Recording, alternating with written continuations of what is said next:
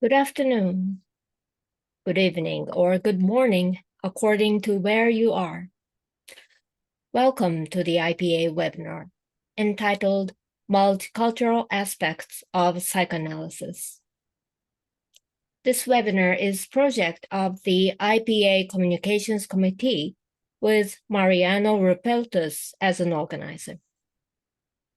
My name is Naoe Okamura, a psychoanalyst in training at the Institute of Japan Psychoanalytic Society and a member of IPA Communications Committee. My task today is to moderate this webinar with support from Mariano and Marcus Speranza, who is a technical staff from IPA. This webinar seeks to explore how to help working with patients from diverse backgrounds, highlighting the importance of cultural sensitivity. In addition to that, we discuss how psychoanalysis is used and can be used in different social and cultural contexts. How do we coexist with people with different, sometimes conflicting values and cultures? This question is being severely challenged today, not only by ongoing several wars, but also by heightened tension in various social cultural situations that affect our patients, clients, and of course ourselves. The situation is harsh. Let us not be undermined by despair and continue to think, see patients, and dialogue with our colleagues. I hope today's two distinguished speakers, Dr. Usha Tumara Nara and Dr. Xochitl Marceli Vargas, whom I will introduce later, will provide insight and encouragement. Before we get started, let me explain our webinar structure. First, both speakers will be giving a talk for about 15 minutes each. Then the rest of the time will be for discussion. Webinar will be no longer than 90 minutes. Please submit your question and comments from the Q&A button in the toolbar. Could you show the next slide, please? Yes, thank you. Please find the icon in the toolbar at the bottom of the Zoom window to the right. You can post your question throughout the webinar from the very beginning, and all questions will be anonymized. Please understand that we're taking up comments and questions only in the discussion time. Yes, also automatic subtitles in English are available, so please try using it. Please find the icon in the toolbar at the bottom. And several other important information is we are recording this webinar, and later we will upload to the IPA webpage and YouTube. So please check it. And we are not using microphone or chat, so please use Q&A box only for any comments. And please join with your full name so that we know that you're the one who registered. Now, let me introduce our first speaker, Dr. Usha Tumara Nara. Usha Tumara Nara, PhD, is a clinical psychologist and the director of community-based education at the Albert and Jesse Danielson Institute and research professor in the Department of Psychological and Brain Sciences at Boston University. Her research and scholarship focus on immigration, trauma, race, and culturally informed psychoanalytic psychotherapy. Her publications include over 100 peer-reviewed articles and chapters in books. She is also in independent practice. Dr. Tamala Nara is an associate editor of Psychoanalytic Dialogues and the Asian American Journal of Psychology. She is the author of Psychoanalytic Theory and Cultural Competence in Psychotherapy, published in 2016, and the editor of Trauma and Racial Minority Immigrants, Turmoil, Uncertainty, and Resistance, published in 2021, both published by the American Psychological Association books. Her presentation is titled Engaging with Social Cultural Trauma in Psychoanalytic Psychotherapy. Now I want to hand it over to Usha. Thank you so much for that kind introduction, Dr. Okamura. Thank you, everybody, for joining today. Today, I'm going to be saying a few things about sociocultural trauma in psychoanalytic theory and in psychotherapy. I'm going to specifically explore the dynamics of sociocultural traumas, and particularly racism and xenophobia experienced by immigrants in the United States. I am situated in Boston, Massachusetts, in the US, and my background is as an immigrant. I came to the United States when I was 7 years old from India.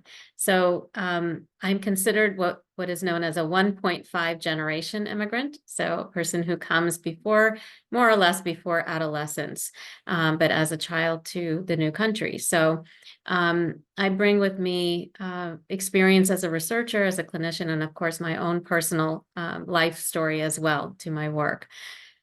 So in thinking about xenophobia and racism since the presidential election in the United States in 2016, there has been a rise in explicit forms of racism and stereotyping that have been increasingly normalized in public discourse, bearing important implications for the physical and psychological safety of immigrants and their children. In fact, the term Trump effect has been coined by psychologists Philip Zimbardo and his colleagues to describe the notable increase in racialized, xenophobic, misogynistic, homophobic, and transphobic bullying in schools since the presidential election of Donald Trump. In terms, so I want us to just think about that context in the last 7-8 years in particular, as we think about sociocultural traumas and how we think about them in psychoanalysis as well as psychoanalytic psychotherapy. So let me turn to thinking about psychoanalytic perspectives on xenophobia and racism. Xenophobia and racism manifest in intrapsychic and interpersonal realms, and therefore psychoanalytic perspectives can elucidate an understanding of prejudice and aggression. Psychoanalysts have written about the role of early life experiences, such as separation anxiety, as fundamental to developing benign prejudice as a way of differentiating specific objects of attachment, such as parents, from other objects.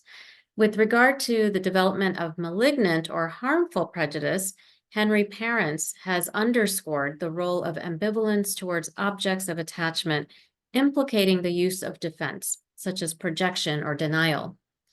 He has also talked about the role of childhood trauma and neglect and the demands for children to identify with their parents.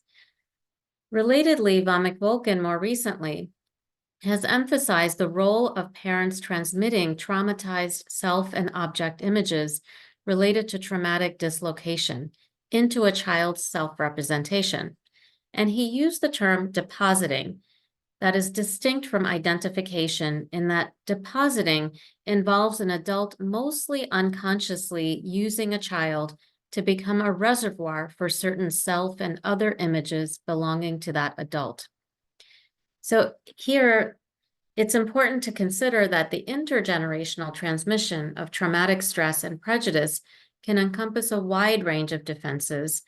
For example, a parent who is experienced by a child as loving and attentive and also holds negative attitudes towards immigrants, as an example, may consciously or unconsciously communicate these attitudes and expect that the child carries similar negative attitudes as a condition for maintaining the sense of connection to the parent. So this is what von McWilkin describes as depositing. The child in this case becomes a container for hateful attitudes towards immigrants or any particular subgroup, which are then dissociated from loving images of the parent. Ilani Kogan has further noted that xenophobia has roots in early childhood, when an infant's fear of strangers can mark the quality of relationship with a caregiver, and specifically whether the infant develops a response of curiosity or that of fear. Kogan refers to a basic interpersonal survival mechanism in infant development, and she suggested that strangers represent an attack on our inner equilibrium, and that rather than tolerating this destabilization, we hold the stranger responsible. Therefore, an inner conflict becomes externalized and aggressed upon someone who has less social, political, or economic power. The strangers then are seen as dirty, lazy, stupid, exotic, violent, non-human objects. These are the sources, the underlying affects that center around stereotypes. It's also important to consider that xenophobia and racism internalized in childhood and adolescence are not only located in family dynamics and parent-child interactions, but also in schools, neighborhoods, workplaces, ethnic and religious communities, political groups, and social media communities. Going back to Ilani Kogan, she poses an important question regarding the inner life of majority status individuals and groups. And she states the following: liberal thought and international human rights laws recognize the rights of minority groups to maintain their cultural identity, but assume that majorities have neither a need for similar rights nor a moral ground for defending them. If we think about Kogan's point here, this can be extended to the invisibility of whiteness in the United States, and more specifically within the clinical encounter. For example, when I've asked some of my white clients about their ethnicity, and this is something that I would routinely ask my clients of any background to describe their ethnic background, their racial background, their gender, and so on. And so for some of my white clients, when I've asked them about their ethnicity, they will say that they don't have an ethnicity, but instead say, I'm just white. The transference dynamics in these moments with some of my white clients at times reflects anger and envy about not having an ethnic identity that is visible to other people. And at other times can reflect their guilt and shame about having the ability to choose whether or not to think about ethnicity or race. These dynamics can also indicate a wish to maintain white privilege, as there's an implicit message in saying, I'm just white, that conveys the feeling that their Indian American therapist is the one who's different, unusual, and that their whiteness is the standard reference point against which my Indianness is perceived. In all these cases, the client's wish to be seen is diminished by a disavowal of family migration history among whites and messages of white as standard, privileged, and oppressive. Very complex set of feelings and messages, really, that are held in majority status individuals as well. Let me say a few things now about racial minority immigrants' experiences in the United States. Racial minority immigrants and their children negotiate conflict, identity, belonging, and emotional health within the parameters of constraint delineated by racism. For immigrants, culture and race in the US are often intertwined, and therefore they navigate overlapping cultural and racial identifications. For example, cultural symbols become racial identifiers and therefore markers of fear and hate. My client Mira, who I call Mira, is a second-generation Indian American woman, and she wonders whether she should wear a piece of Indian clothing to work in one of our sessions. She said, if I wear my kurta, which is an Indian top, blouse. So she says, if I wear my kurta to work, it just draws attention, like, oh, look, she's from another country. And then all kinds of assumptions come. If I don't wear it, then I'm annoyed because it's not me who is deciding whether I can wear this or not. In this way, and I often find that our patients are telling us about these experiences in very passing moments like this in the middle of a session. But it is the experience of many first, second, and later generation people that they have to choose between not being identified as other and losing their ethnic identifications. Existing in this in-between space means that one never has full access to an ancestral identity or to an American identity. I recently spoke to a student, a Vietnamese American student, who told me that it's not that I am more Vietnamese or more American. I feel actually less Vietnamese and less American all at the same time. Another patient for Eli, who's an immigrant from Indonesia who identifies as a queer man, his experience of these in-between spaces vacillates between being seen and unseen. He has temporary documentation and learned from his parents about his undocumented status as an adolescent. He is what we call dreamers in the United States. His anxiety about his documentation status reached new and dangerous levels since the election of Donald Trump. During the Trump administration, he lived in constant fear of not being able to keep his employment and having to return to Indonesia. He has not come out as a queer man to his parents and is tormented about the idea of disclosing his identity to them and about possibly having to hide his sexual identity if he returns to living in Indonesia. The present climate of explicit hate towards multiple aspects of his identity and experience pose an impossible dilemma for him, as he has to pay close attention to whom he can trust and from whom he can actually seek help. So in our work, we had to sit with and bear the unknown and the possibility of deportation, and at the same time resist by securing legal help, naming, and also naming the injustice directed at him. In each of these cases, communities play a critical role in the psychic organization of individuals. Both Mira and Eli engage in communities where at least some aspects of their authentic selves are mirrored in ways that provide emotional refueling, as Salman Akhtar has described. In other words, they both have some access to friends and other supportive figures that are critical to restoring the psychic energy required to cope with racism-related stress. Collective and community identity can become even more important for immigrants and their children in xenophobic, racist contexts. In fact, many immigrants feel compelled to manage impressions of their respective ethnic or religious communities as a way to diminish negative stereotypes, discrimination, and aggression. This impression management may indeed help reduce negative attention directed against one's community. However, it also serves to diminish experiences of marginalization and trauma that occur within one's own ethnic or religious community. I mentioned Salman Akhtar just a moment ago, and I want to share with you something that he wrote in his essay, an outstanding essay called The Mental Pain of Minorities, which was published in 2014. And here he suggested that being a minority reflects cumulative trauma. And he presented an important paradox, that is that the majority group tends to ignore the presence of the minority group, and yet at the same time unconsciously desires the minority group, which becomes a target for externalizing the majority group's paranoid and depressive anxiety.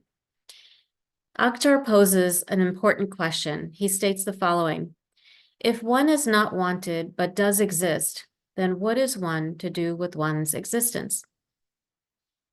So it is often the case that racial minority immigrants experience anxiety, confusion, and despair related to not knowing how to be fully seen and present, and at the same time invisible to the majority group. one then has to potentially sacrifice authenticity to be seen and accepted by the majority group and secure physical and psychological safety. I want to say a couple of things about the complexity of negotiating sociocultural identity in the context of immigration and racism and xenophobia. Adaptation to new and divergent cultural contexts can necessitate the compartmentalization of subjectivity and dissociated self-states. The lack of sense of continuity in the immigrant experience typically remains unconscious as efforts to meet the demands of survival in the new cultural context dominate everyday life. In fact, for many immigrants, securing economic stability and family structure and opportunities for the future are an inherent part of why someone immigrates. And so psychological losses that are inherent to cultural change are often perceived as necessary sacrifices for fulfilling these goals for the first generation. Additionally, the conflicts associated with cultural shifts lie largely in the unconscious experience as immigrants forge on towards adaptation. Importantly, the second and later generations have different experiences compared to the first generation. The second generation typically seek to both retain aspects of their heritage culture and immerse in mainstream society, moving beyond this goal of survival. Yet, growing up in the US poses fundamental differences in second generation as they develop a sense of identity within a context of race, gender, and sexuality that contrasts with that of their parents. And in fact, empirical findings tell us that there is an immigrant paradox, what's been known as the immigrant paradox, which is a phenomenon where second generation immigrant individuals have been found to have worsening mental health and educational outcomes when compared to the first generation. So this calls into question what is happening in terms of the role of early exposure to racism and xenophobia for immigrant children in particular and adolescents that stay with them in terms of identity formation. So I will just quickly wrap up by saying something about psychoanalytic therapy, a little bit more about therapy in general. Many of us therapists today are struggling with how to address multiple forms of social injustice and sociocultural trauma, as well as political polarization, and which, of course, has been compounded by the pandemic. But there's a way in which we are grappling with neutrality and therapeutic frame and how to talk about our political views, and do we ever talk about our political views? And so these questions remain challenging for us as therapists, but I do think it's been the current climate in the US and globally has made even more explicit the presence of sociocultural trauma in psychotherapy, calling for therapists to examine and re-examine the influence of our own interpersonal and social, cultural, and political histories on how we approach working with our patients. So with that, I will wrap up for now. Thank you for listening. Thank you very much, Wuxia. It was a very powerful presentation. It was an essential talk about various minorities, not just race. Also, you focused on the United States, situation in the United States, but there can be, oppression of majority for certain attributes in any group. Thank you very much. Now, I'd like to introduce our second speaker, Dr. Xochitl Marceli Vargas. Dr. Xochitl Marceli Vargas, PhD, is an associate professor in the Department of Spanish and Linguistics at Emory University. Dr. Marceli Vargas' work centers on the semiotics of listening, migration, translation, linguistic analysis, new media technologies, and psychoanalysis. She received her PhD in cultural and linguistic anthropology from the University of California, Berkeley, and holds a master's in semiotics from Columbia University in New York, NYC. Her book, Genres of Listening, an ethnography of psychoanalysis in Buenos Aires, published in 2021, is an ethnography of listening practices. It proposes that listening can be categorized into genres.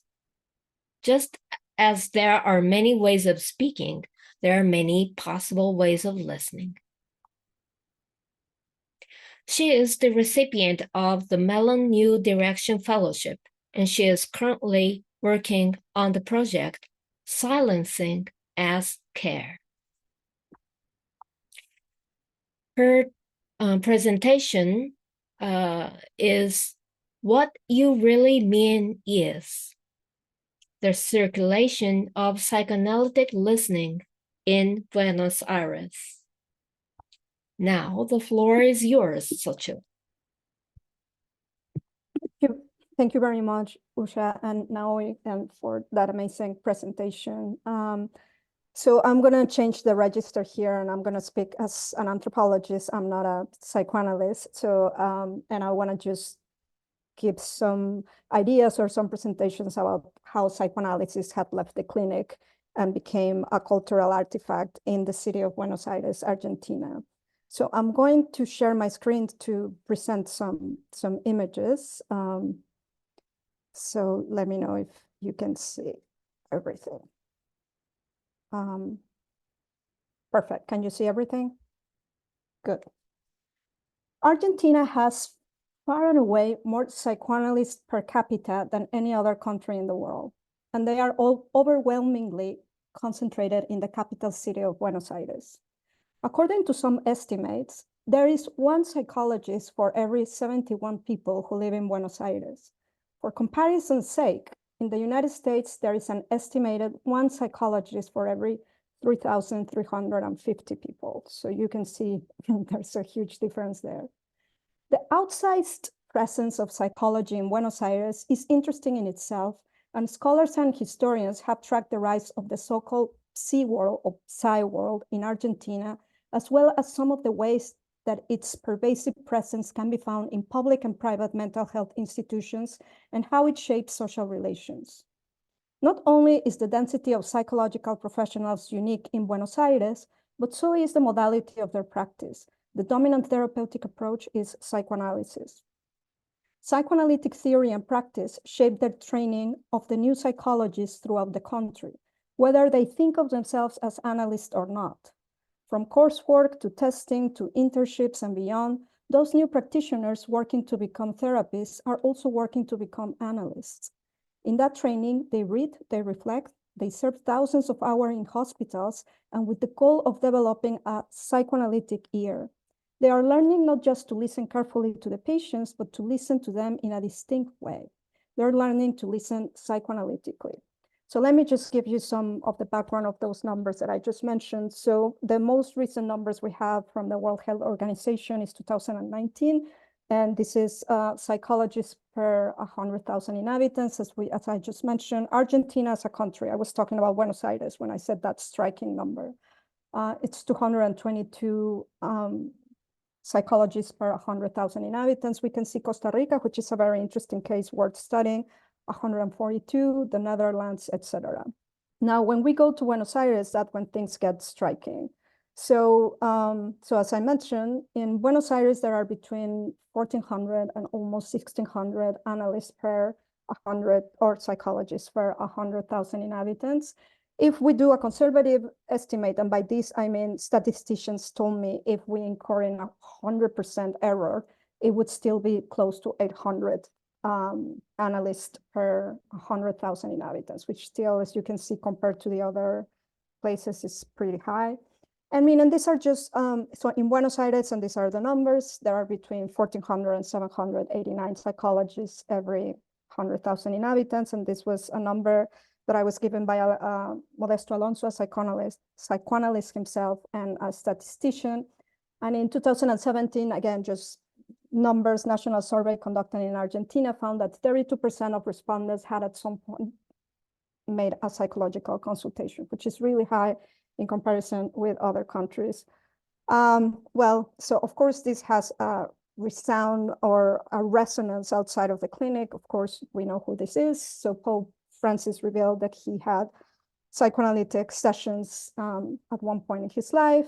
There are an abundance of media and social media sites. This one, Las Nenas de Lacan, or Lacan's Girl, is just one example among many places in which people celebrate these important authors. And of course, in the cartoons, in the print media, we can see a lot of examples of how, again, there is this cultural absorption of psychoanalysis in the social world. So we have here Sandra, the patient says, "Doctor, women scare me." The analyst says, "Well, let's look at your childhood." And the patient responds, "What if my mother finds out?"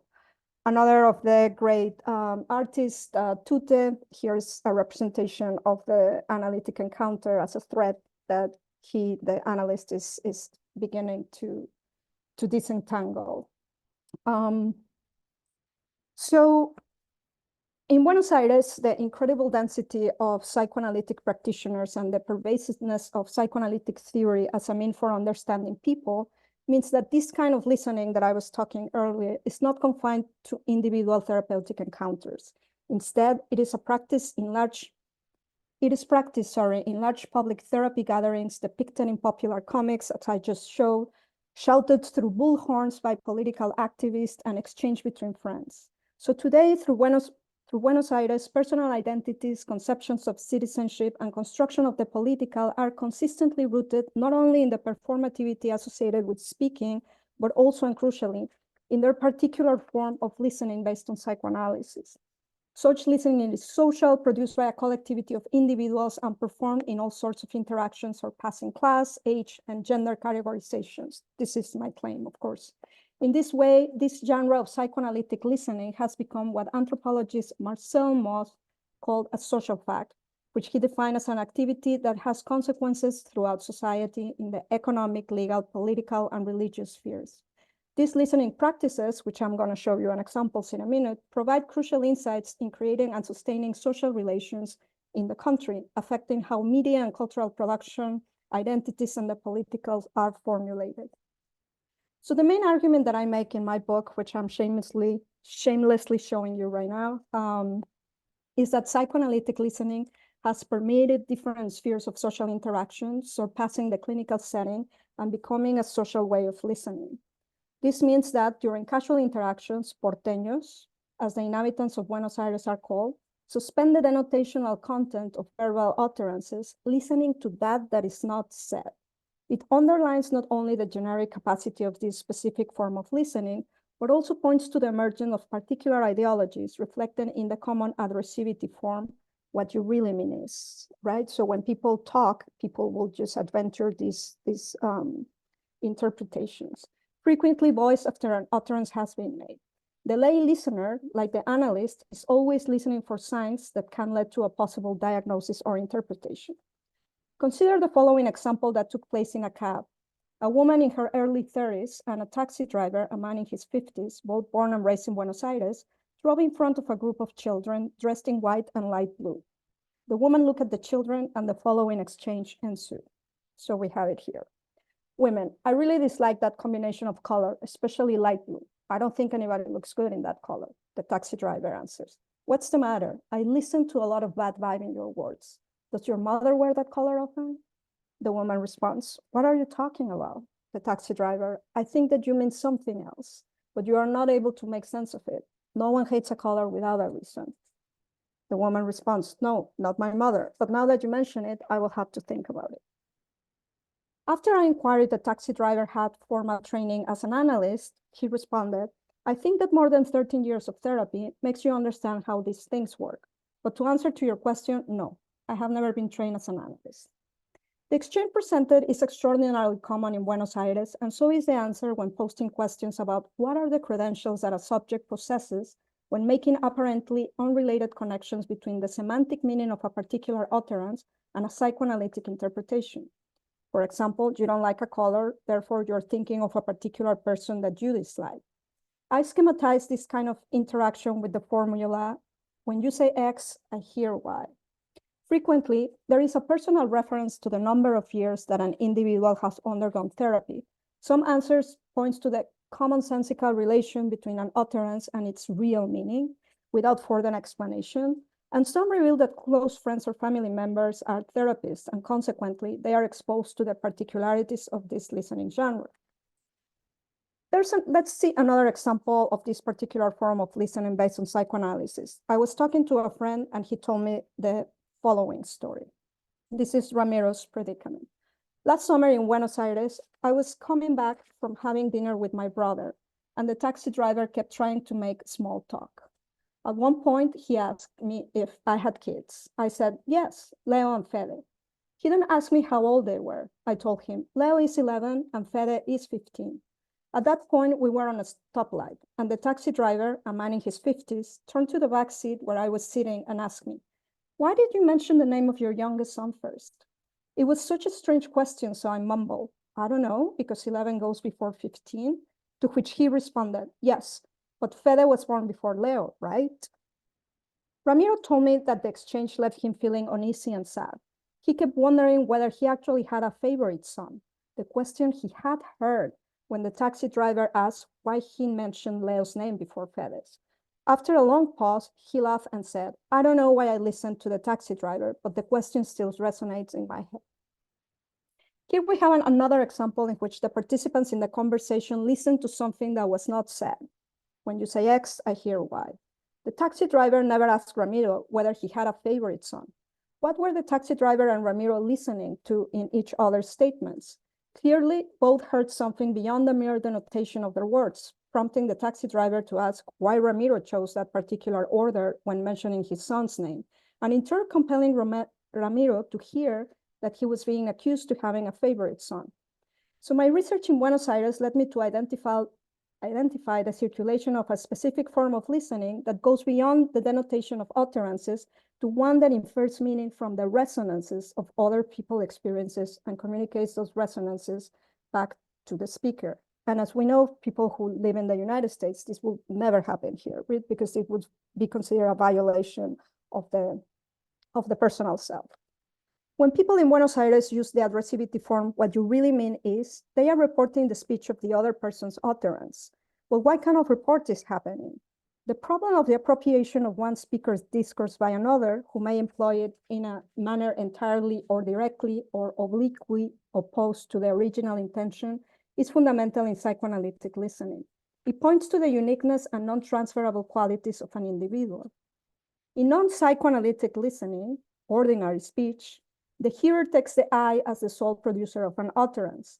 But in the formula, when you say X, I hear Y, the I who produced the utterance is relegated and the listener directs their full focus to what I call the psychic doppelganger.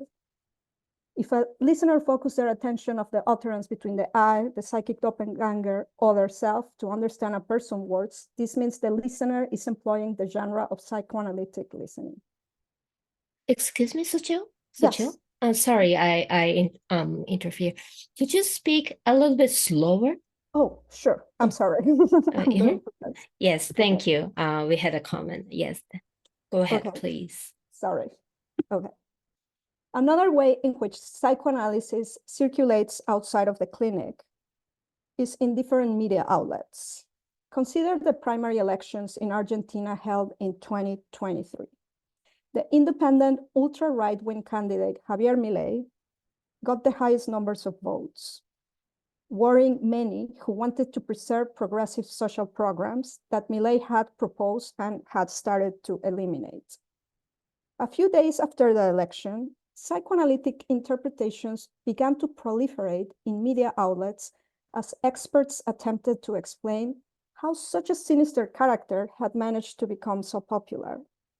Indeed, a few months before, in Página 12, a left-leaning newspaper, the psychologist Claudia Messing had written about what she called the unconscious symmetrizations of family bonds. As she explains, it is the infantile stage in which the child challenges the parents when given instructions in order to contest the asymmetry of power between child and parent. Messing suggested that Milei, being openly libertarian, awakens in those parts of the Argentine population that have yet to internalize the principle of authority via symmetrization, a desire for absolute freedom, or a kind of libertinism, in which there are no limits on action and no expectation that one should think about the consequences of action for others. Focusing on the resonance that Milei's last name can produce if interpreted as Milei, Milei in Spanish means my law, Messing explained the appeal that he has among those who have never challenged parental authority and so realized the symmetrization of family bonds by suggesting that the harsh economic situation have meant that many of these young people no longer have access to the jobs, careers, and other opportunities they once did, creating a form of social resentment. What Messing is suggesting then is that the words Milei used in his daily rants sounds different to the young men who listen to him, and that these words resonate with them in a particular effective way and according to their own experiences.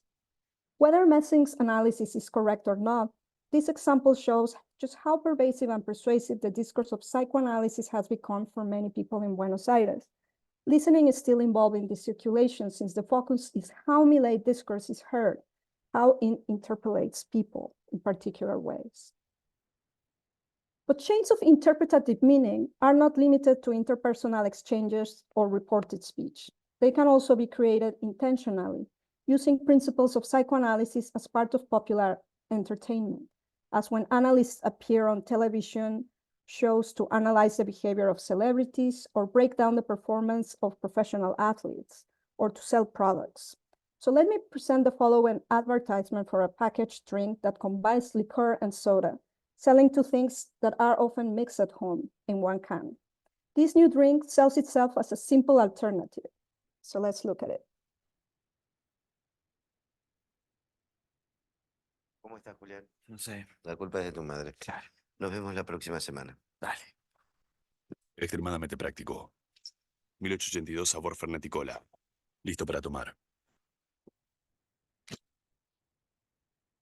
Let me play it again. It's very short, and so you can see all of it again. ¿Cómo estás, Julián? No sé. La culpa es de tu madre. Claro. Nos vemos la próxima semana. Dale. Extremadamente práctico. 1882 sabor Ferneticola. Listo para tomar. In a 5-second exchange, this ad touts the simplicity and extremely practicality of this new drink by linking it to the dynamics and meanings rooted in psychoanalytic understanding of subjectivity and to the practice of this form of therapy. It is extremely practical to take just 5 seconds to arrive at the conclusion that all of Julian's problems can be traced to his mother. That was going to be the inevitable conclusions of years of therapy, and here it would settle in just 5 lines. What makes this extremely practical, it's not just that it is quick, but also that it's seen as correct. If the therapy were bad, if it wasn't about Julian's mother, it would not be practical at all. To sell a product's practicality by linking it to a therapeutic exchange premised on a divided subjectivity profoundly shaped by a relationship to its mother figure is actually quite sophisticated. But in Buenos Aires, this approach is so ordinary and so broadly understood that marketers know how much they can communicate to consumers in 15 seconds or less. So as presented, advertisements, television, radio, books, and other media provide a powerful vehicle for the dissemination of key elements of psychoanalytic discourses outside of the clinical setting in Argentina. In Argentina's media ecosystem, the roles of producers, disseminators, and consumers of psychoanalytic discourses interact. What we saw in the advertisement and in the psychoanalytic interpretation of an electoral result is the naturalization of mental health discourses in the public sphere.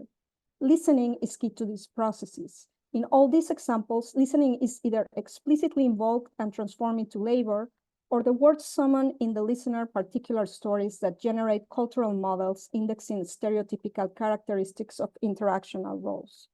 Hence, in Buenos Aires, psychoanalytic listening as a genre is reproduced in numerous forms and places by listening to what words invoke in the listener, that what is not said but understood, by focusing on the music of the words, how words sound and resound on the listener, rather than focusing merely on the denotation of an utterance. Thank you very much. Thank you very much, Xochitl, for your presentation. Well, I think many of the psychoanalysts or psychoanalytic therapists acknowledge themselves in the culture of listening, but you, as an anthropologist, cast a light from different viewpoints to the area of listening. Well, now we have finished to listen to our two guests tonight. And I want to remind you, audience, please send comments or questions through Q&A section. Meanwhile, let's have a dialogue between Usha and Xochitl, how they think about each other's talk. I thought you two brought something different and unique to the ways to attune to the experiences of others. So either with questions or comments. Sure. I mean, Please start. Usha, your presentation was incredible. And as an anthropology, also the question of difference and cultural representations of otherness is something very important to me. So I'm really, really interested in this idea about traumatic dislocation, or what you are quoting, this particular person, which I didn't write the name, depositing, right? So this idea about depositing these ideas or these traumatic narratives. So I wanted to ask you if you can talk a little bit about that, and how does this, for instance, contrast or helps with the concept of epigenetics that we have heard about, right? I mean, this trauma that gets inherited, but this is more in the discursive realm. So what are some differences, or is this a similar concept? Thank you, Usha. Yeah, thank you. I think they're probably related, Sochi, and Vamik Volkan has described this notion of depositing as, it's almost like a condition of having an attachment to people who are your caregivers, people who are significant in your life. So there's either a conscious or an unconscious demand to carry on and agree, with hateful attitudes or negative attitudes, prejudiced attitudes, and as a way of feeling loved, as a way of staying connected to that person. So an example of this, there's a very common example of this when someone might leave their family, go off to college perhaps, and return home and find that their family members or one family member might have very different attitudes, and they suddenly realize, why do I feel so different from this person in my own family? And yet I also love them. And so this came up even with my students, many of my students, just right after the election of Trump. And it was immediate, where they could not reconcile how someone they love so much would vote for somebody who seems so disparate in terms of their own value system, and had a very difficult time knowing how to stay connected with that person. So this would be an example of it. In the case of depositing, the caregiver or a family member requires the person, in a sense, either explicitly or implicitly, to carry those attitudes as a form of connection, as a condition of attachment, essentially. So even though people have ambivalence about what the caregiver might think or feel, it's very difficult then to separate from that. Absolutely. And another question that I have, Usha, is this idea of the invisibility of whiteness, which I think it's a very important thing that we seldom talk about. And also, what does whiteness mean, right? I mean, like, whiteness seems to be like, it can be everything, right? Or nothing. So I think that this is something that it's really important to address. And I was very happy that you brought it up. I mean, this idea of always centering in the other, right? Which is colored, which like white is not a color. I mean, it's all of this very complicated colorism that we live in the United States. So could you talk a little bit more about that and your experience with your clients? And Yeah, one of the things that I find so interesting is it's really the disavowal of migration history in many white families. So it's actually, and it's detrimental to identity formation and a feeling of connection. And so there is this way in which, you know, the old idea of the melting pot, that somehow all the immigrants will come, you know, and we all sort of blend together. That's of course not the way it works. It's really a predominant culture in which, you know, minority groups are acculturating to in some form or another.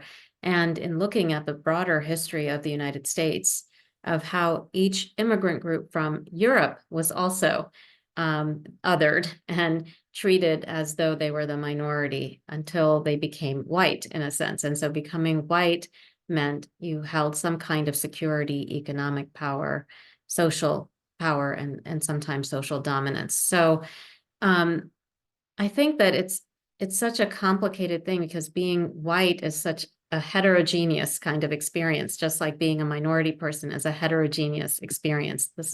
And yet it sort of gets colluded into this idea of whiteness. I know that we have several folks now in psychoanalysis who have been writing about the experience of whiteness and what whiteness means, and what is dissociative in the process of becoming a white person or being a white person.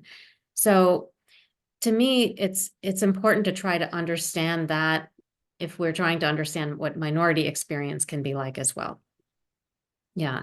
And one of the things I loved your presentation, Xochitl, and I was thinking a great deal about how about the whole concept of listening and what we hear in what the other person says to us and what they hear from us. And I wondered if you could talk more about that in the realm of transference, actually. You know, so I was looking at some of the examples of the taxi driver, and you know, I was wondering what about the birth order of the sons, for example, or the children, stood out to the taxi driver? Why did that taxi driver choose to focus on that part of what the person said, right? What the passenger was saying?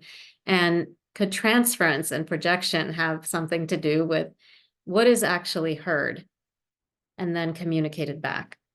that's a really great question. And first of all, let me just be clear that I don't think this is psychoanalysis, right? I mean, what I'm Yes. saying is that, I mean, people, so what I found interesting in Buenos Aires is this form of listening, that people really go beyond the referential meaning of words in order to resonate exactly with what the interlocutor is saying. And it's really great that you got that particular example, Lucia, because my friend was coming back from having dinner at his youngest brother's house. So, I mean, this complicates the scene, right? So maybe it was not about his sons, right? Maybe it was about his own experience with his family that he was living. And maybe, I mean, just bringing that up, there was this kind of very, as you said, maybe even transferential relationship happening inside the cab, which I always wanted to write a piece about, how maybe the taxi scene replicates somehow the analytic in a very different way, but the analytic structure in which you're not seeing each other, you know, you're in this very intimate space. So are there moments in which these connections, right, attunements, maybe we can call them, or I call them that, can erase? So I think that, yes, I think that in Buenos Aires, my experience is that people really don't take words as face value. And I think that this is definitely an inheritance of psychoanalysis, being, as we saw the numbers, I mean, there's no denial that people are invested in this practice.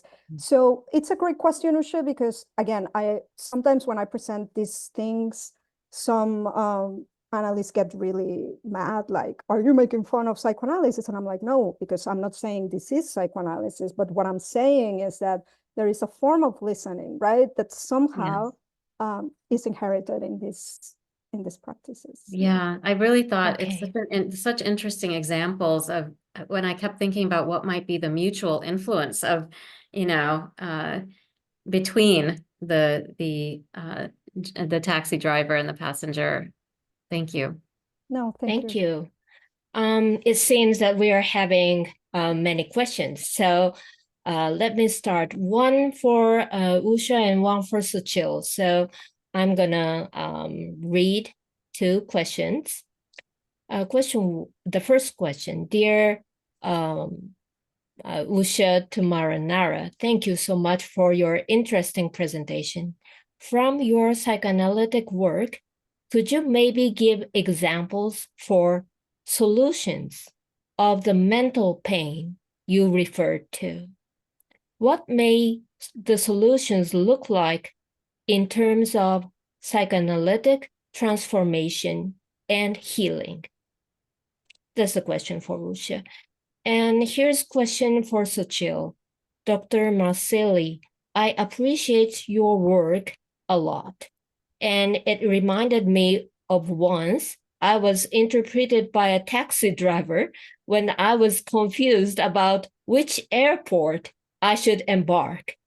And I was surprised by his comment.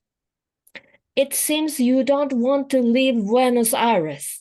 And currently, there's an exhibition at the Freud Museum, London, with the theme of Freud in Latin America. Could you mention when this huge movement in Argentina started? Okay, shall I go ahead and start? Please, please. So thank you for this question. It's an important question. In terms of examples of mental pain, so some of the burdens that come up include the following. One, and I'm speaking specifically to racial trauma and its impacts. So one example is the burden that people carry in terms of not knowing whether they have to sort of just bear through what they're experiencing, not getting help, not getting recognition or acknowledgement for what has happened. And in fact, we still don't have racial trauma noted as an official precipitant to PTSD and other, kinds of traumatic stress. And so a solution to that particular thing, one thing that I routinely focus on in my work with my patients is really the validation, the acknowledgement that this hurts, that it's painful, that it's isolating, it's alienating. It makes you feel like you can never belong in the country that you live in. So there are immediate mental health outcomes that are related to racial trauma and ongoing kinds of xenophobia and fears around racism. There's also, it's not only the racial trauma that you might endure, but it's the ones that your loved ones endure that are often neglected. So in our early histories, when we take developmental histories and learn about our patients, I always ask about the context in which they grew up. So if this is a second generation immigrant and a child of an immigrant, I would ask questions about what was it like to be in school? What was the racial composition of your neighborhood? What's it like on social media? What are you hearing and what are you listening to? What kind of messages do you receive? So these are ways in which we can inquire into experiences of racism and bullying in schools and peer groups that occurs far too often. And so that's one way I think about some examples and some burdens. Some other kinds of issues that come up are the ways in which children and parents may be experiencing racial trauma or racism, discrimination, or prejudice in their own personal lives, but it's not often processed within the family. Children are often worried about burdening their parents with more stress, and parents may not be attuned to what it's like to grow up in the United States, grow up in a different country. So often those kinds of acculturative stressors are not discussed openly within the family, which can also cause rifts within family dynamics. So this is also something to keep in mind. But I think one important thing to keep in mind is the importance of humanizing the experience of being an immigrant, being a racial minority person, or a minority person in general.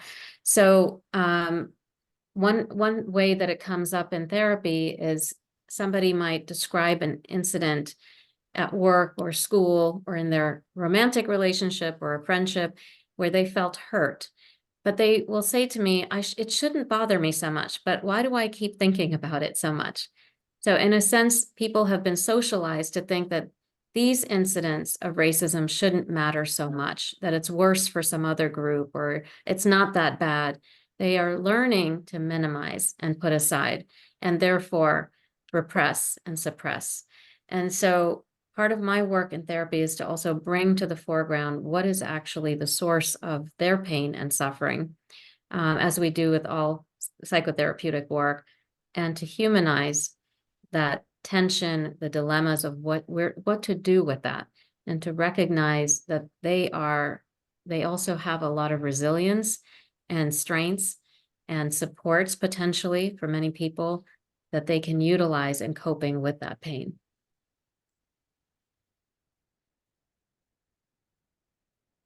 Thank you. And for the question, Talita, thank you very much for your question. I mean, very quickly, psychoanalysis started in Buenos Aires, especially in the 30s, but it was not until the 1950s when psychology became an actual career that you can study at the University of Buenos Aires.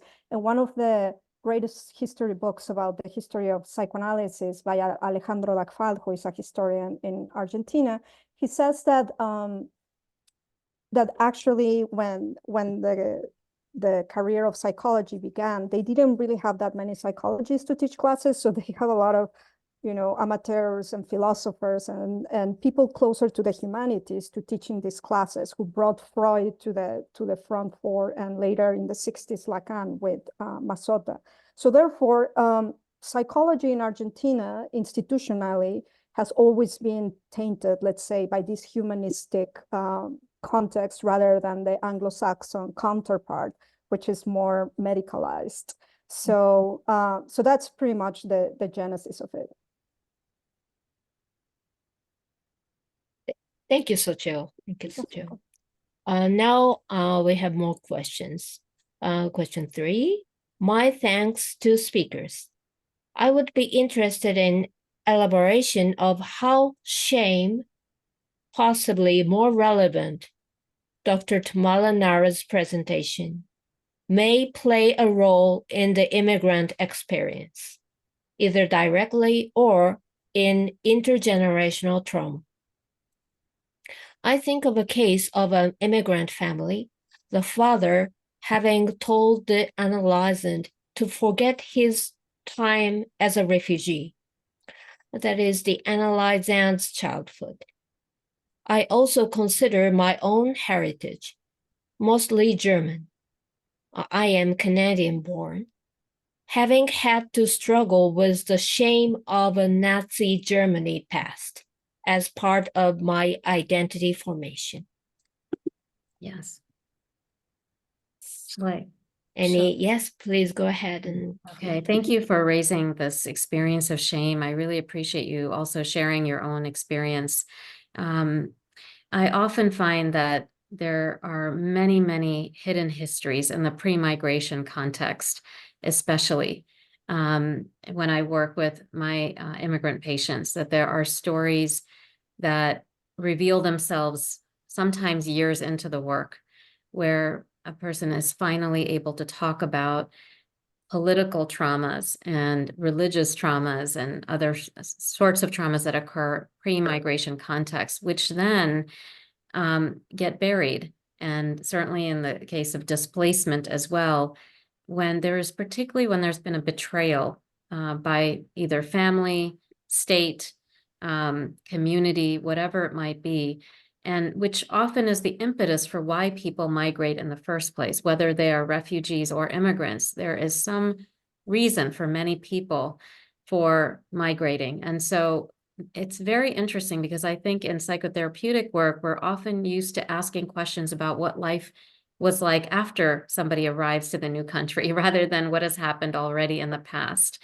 And so what I have focused on today centers heavily on what happens in the post-migration period.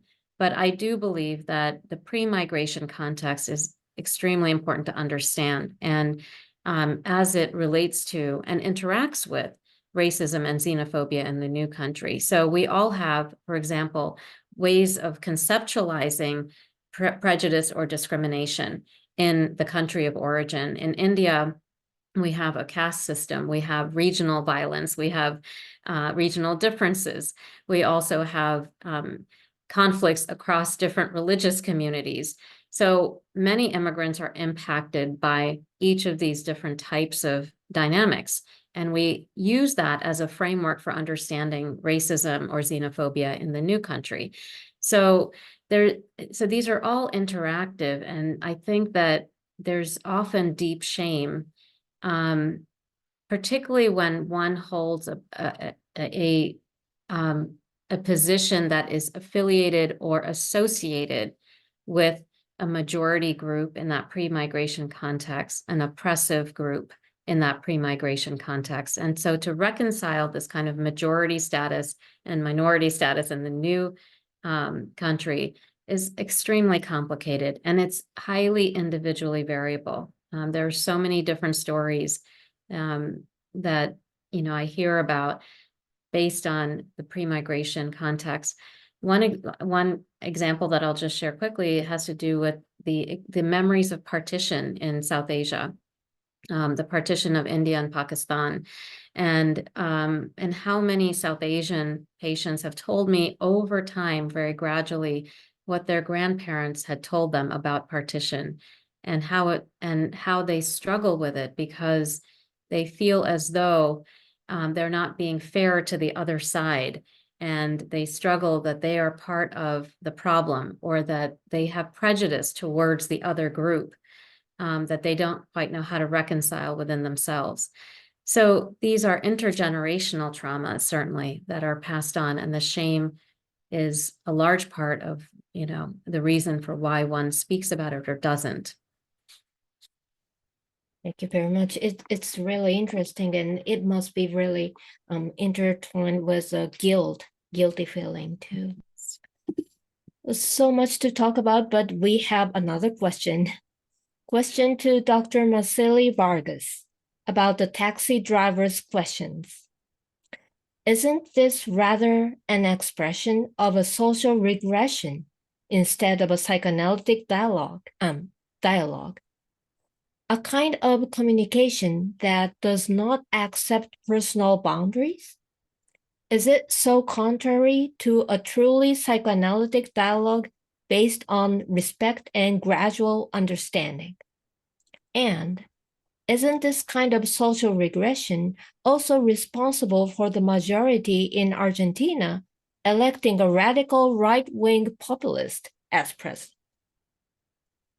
Perhaps this is a very German statement, as we have a different culture regarding personal distance. I think it's similar in Japan. Well, thank you very much, Thomas. I think this is a great question. And yes, I would say one of the things that struck me more when I was doing my fieldwork in Argentina is precisely how the self somehow is conceptualized as not bounded in the more liberal kind notion of the bounded subject, but it's actually something that is shared. And that really there is no taboo on that. And that was something very seldom I saw someone not accepting the interpellation, right? I mean, so basically someone saying like, why are you talking about? Why are you saying this crazy stuff? Usually people will listen carefully and will ask follow-up questions, and they will keep thinking about them. And of course, in the case, of course, the example of Ramiro, which is a kind of like a sad example, right? Because he really felt interpellated as being a bad father or having a favorite son, can be interpreted maybe as an imposition, right? I mean, like a diagnosis imposition or a discourse that does not necessarily belong to him. But in my book, actually, one of the things that I talk about is precisely how the self is conceptualized differently here. and you're absolutely right. In the United States, when I first arrived after my field work, and I talked to my advisors, which are two white male older men in the United States, and I explained these ideas, they were really mad. They were like, how dare they talk about my own personal self, and that's so disrespectful, and there's power embedded.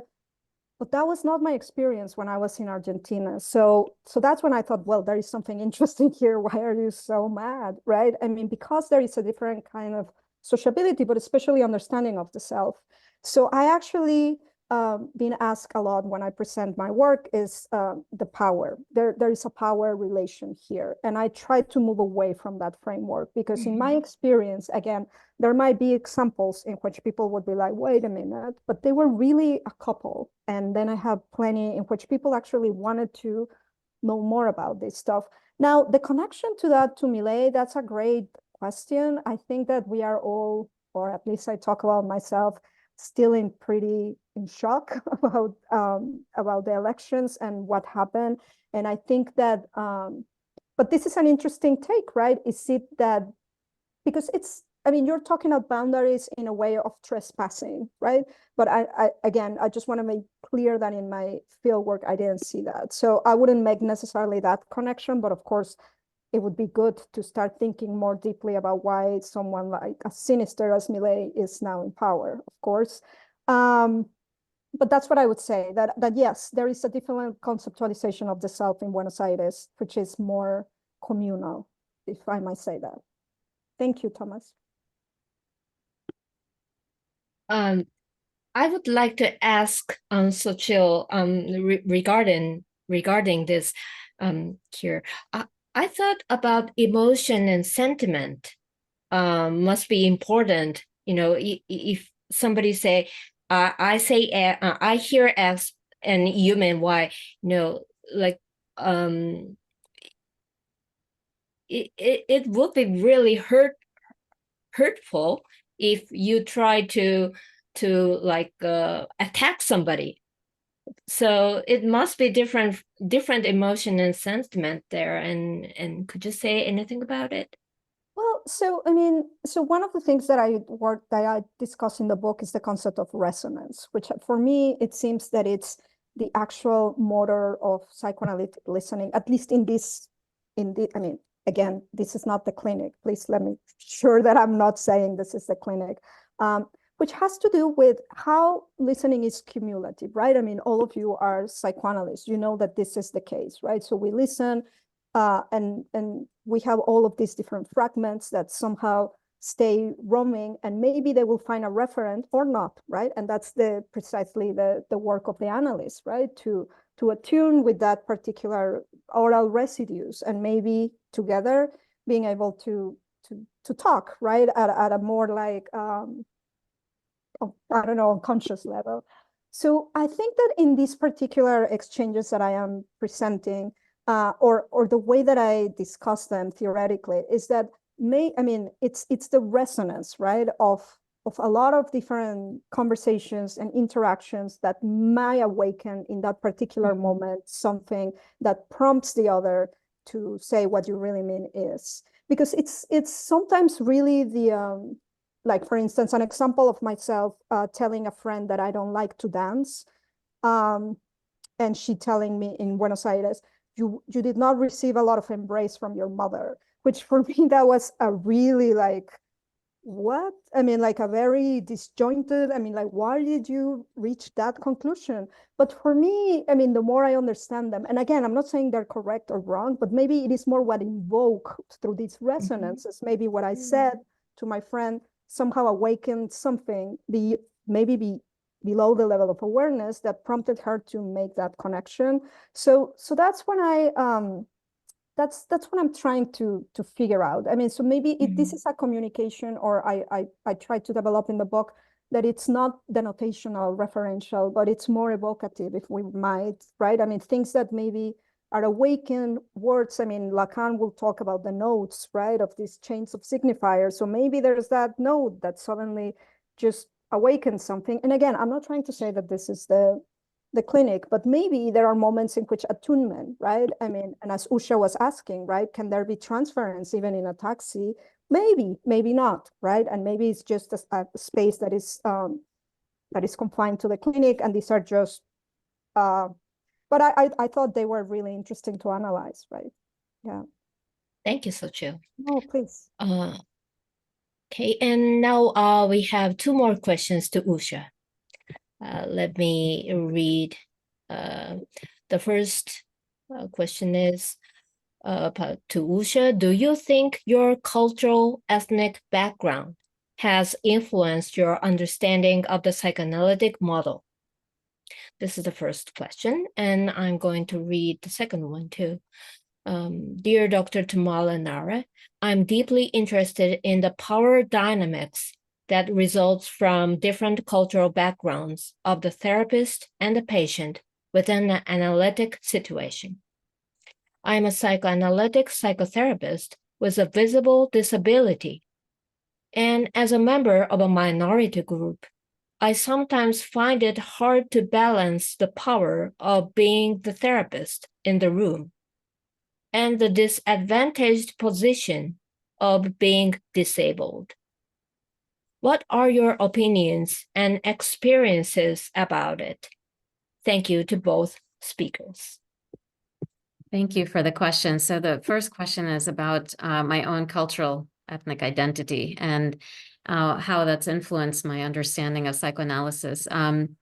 Absolutely, that my own cultural background, my religious background, and my experience as an immigrant growing up in the US, all of these things have influenced how I think about psychoanalysis. One of the things that I was so drawn to psychoanalysis in the first place really centered around this Freud's idea that, you know, the point of treatment was not to erase or eradicate conflict, but rather to try to understand it. So that was something really fundamentally resonant for me, being Indian and being Indian American. And so there was an inherent tension in the immigrant experience that I could really resonate with. There was also a way in which being in India in my early childhood certainly exposed me to a variety of different ways of being in the world that I didn't have to sort of wipe away any part of it. They were all parts of my experience.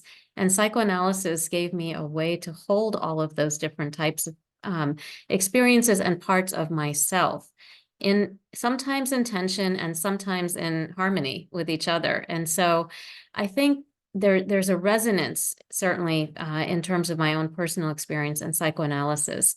In terms of the way that I have developed my work within psychoanalytic psychology, is that I've been very interested in seeing how psychoanalysis can integrate issues of culture and context as a core part of thinking and conceptualization and formulation of interventions, rather than have it be in the periphery. And so much of my work has centered around how do we think about cultural competence? How do we think about culturally informed practice within a psychoanalytic framework? And how do we think about decolonization?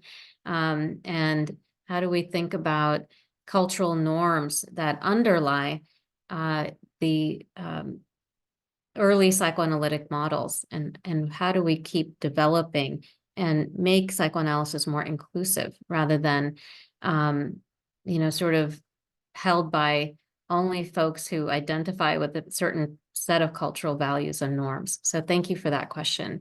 I also really appreciate the question about power dynamics, and this is something that I can also resonate with in terms of being a minority therapist working with majority status clients.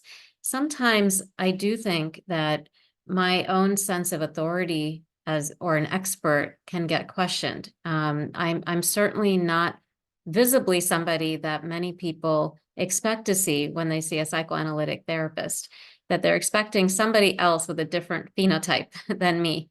And so that itself is an interesting thing to think about. And there are times when patients would say things that are really stereotypical. And I've had one patient a long time ago, actually, who said to me, well, I know everything there is to know about India. I know all about Indian women. And this was a white man who, and I said, okay, well, how have you come to understand that? And he said, well, I've traveled to India for a month. I lived there. And so I know everything there is about Indian people. And I said, well, I'm Indian and I don't know everything about Indian people. So, so there's a way in which the power dynamics and the power shifts are continually needing examination and engagement, in my view, too. So I ask my patients to talk with me about it. And if they're interested in knowing something about me that would help their process, then I'm willing to share, more personal information for that purpose.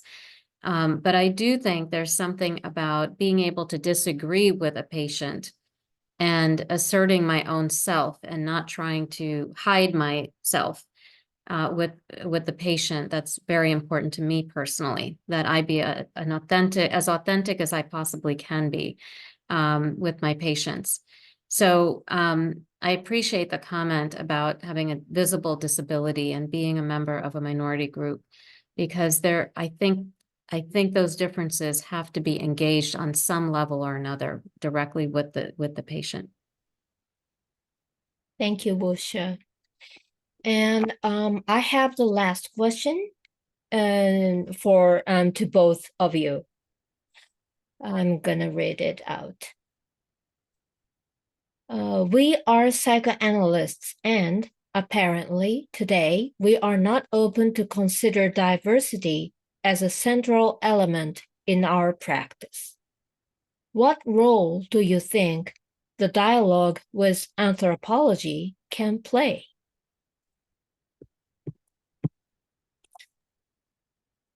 Well, I mean, I'm Either not of a you, yes. psychoanalyst, right? So I don't really can answer from that side. But for sure, as an anthropologist, well, I think, I mean, the beauty of anthropology, I think, is that it helps us to denaturalize. And I actually see a lot of points of connection with anthropology and psychoanalysis. I wrote a paper on listening psychoanalytically and listening anthropologically, because in both cases, it is, again, the accumulation of listening, right? In which you're listening, but you're listening, and then you're not necessarily making any interpretation. And when we are in the field as anthropologists, we have the same experience, right? If you're doing real good anthropology, you are in the field, you're listening, and then at one point you find that referent or not. In my case, it was literally washing the dishes, listening to my interviews, trying to figure out what I was going to talk about, when suddenly it was like, it was about listening, and it was always there. It was like the purloin letter. Remember that Lacan talks about that in Ekrit, right? It was right there, but I was just looking everywhere. Now, in terms of, the question was about race. Sorry, what was the beginning of the, or if was it just how anthropology will complement psychoanalysis? Sorry, what was the first part of the question?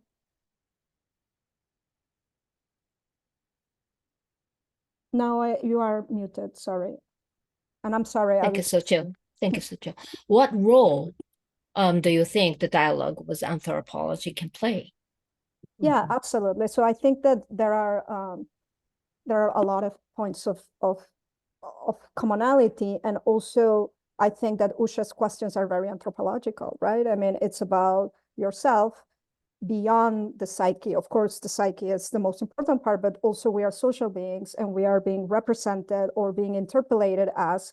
And Usha, I was very intrigued and happy at your experience as how do people read you as you are a doctor, right? I mean, and all of these things go beyond maybe, or are informed, of course, by subjectivity and intersubjectivity, but also our social positions that are very clear social. And myself also, when I arrived to this country, being from Mexico, and now being a woman of color, it's a new identity that I have to deal with, right? And at the beginning, I refused it, and I didn't want to accept it, not because, I mean, nothing against that, but I did not recognize myself in this particular new positionality. So I think that both of us, I mean, both psychoanalysis and anthropology should, I mean, work together already.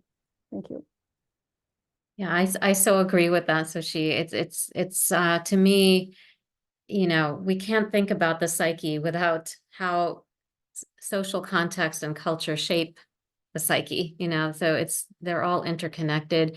And I also think, anthropology, other disciplines like art, humanities, they're also essential to understanding human experience and human psyche. So for me, it's very essential that we do more in terms of cross-disciplinary dialogues and engagement. So important.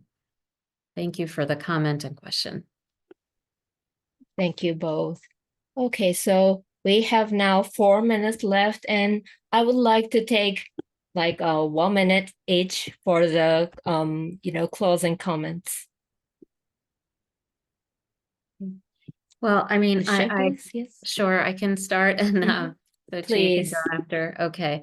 I really appreciate this conversation with you, Sochi, and Naui. Thank you so much for the moderation and for these questions. And I see many more in the Q&A, which I really appreciate. I just, today I focus particularly on trauma, and I don't want to leave the impression of trauma without sort of resilience and recovery. So I really want to make it known that I think what we're talking about is really the appreciation for suffering, but also the appreciation for healing and transformation.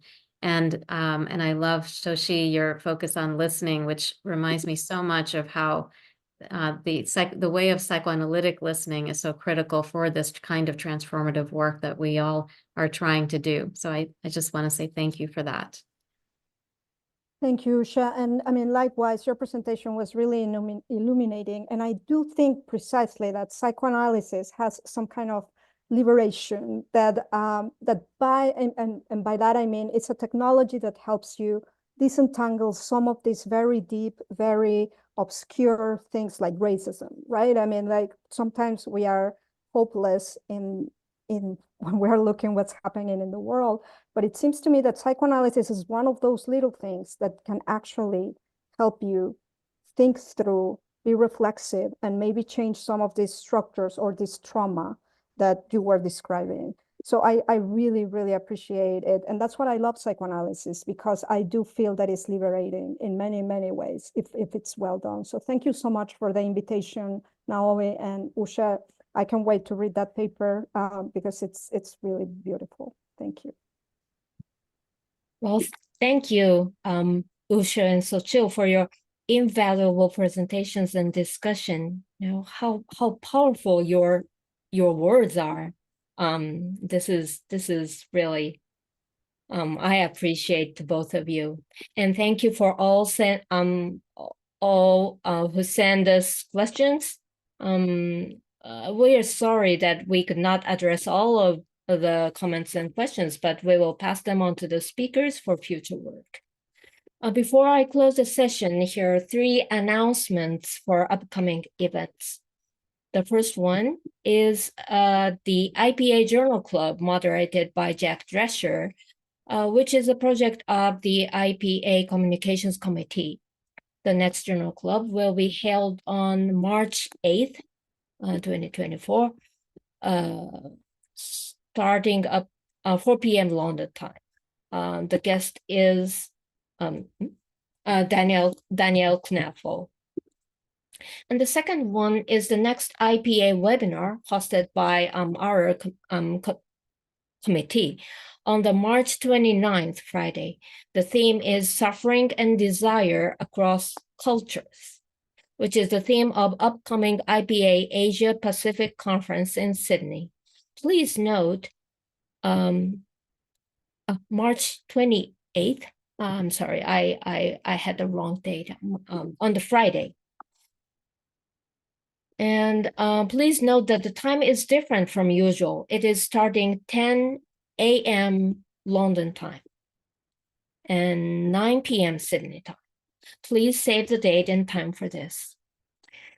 We don't have the slide. The last one, but not the least, is the webinar which will be held tomorrow, Saturday the 24th, starting at the same time today, 4 p.m. London. It is organized by the Culture Committee, and the title is The Voice of Resistance in Culture. I believe there must be a shared spirit with today's webinar. So I think that is all we have today. I want to thank you all again, Usha and Sochil. Thank you very much sharing your invaluable work and discussion.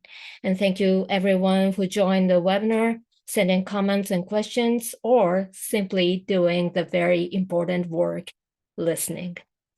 Many thanks for your contributions. See you in the next webinar. Thank you very much. Goodbye now.